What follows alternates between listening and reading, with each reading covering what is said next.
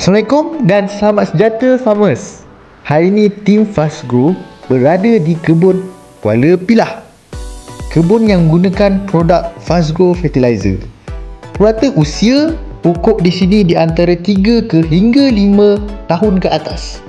Kami juga berpeluang untuk melihat sesi pembajaan oleh pekebun di sana.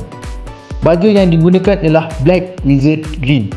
Black Wizard Green adalah baja hybrid 3-in-1 yang dilengkapi dengan organik, kimia dan perawat tanah.